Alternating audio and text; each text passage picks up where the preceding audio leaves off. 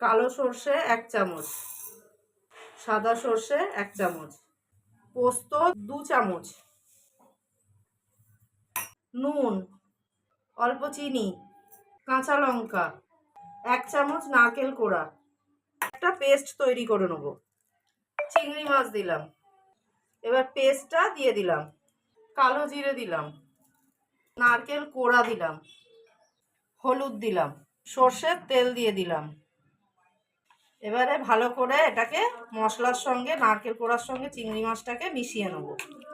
লাউ পাতাগুলো ভালো করে ধুয়ে নিচ্ছি। দুটো লাউ পাতা নিয়ে দুদিকে দু মাথায় পাতিয়ে নেব। চিংড়ি মাছ আর সর্ষে পোস্ত মাখানো এটা এতে দিয়ে দেবো। ওপর থেকে সামান্য সর্ষের তেল দিয়ে দিলাম, 1 টুকরো চেরা কাঁচা লঙ্কা দিয়ে দিলাম। এবারে এটাকে মুড়ে নেব।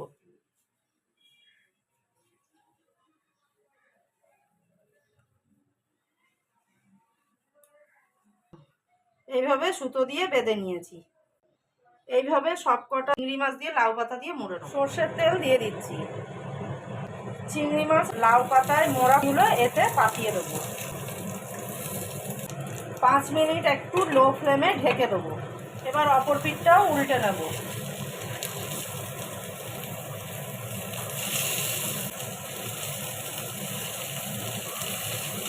ঢাকা দিয়ে অপর পিঠটাকেও আর একটু ভালো করে ভেজে নেব। লাউ পাতায় চিংড়ি মাছের পাতুরি আমার রেডি হয়ে গেছে, তুলে নিচ্ছি। নতুন বন্ধুদের সাবস্ক্রাইব করার জন্য অনুরোধ রইল।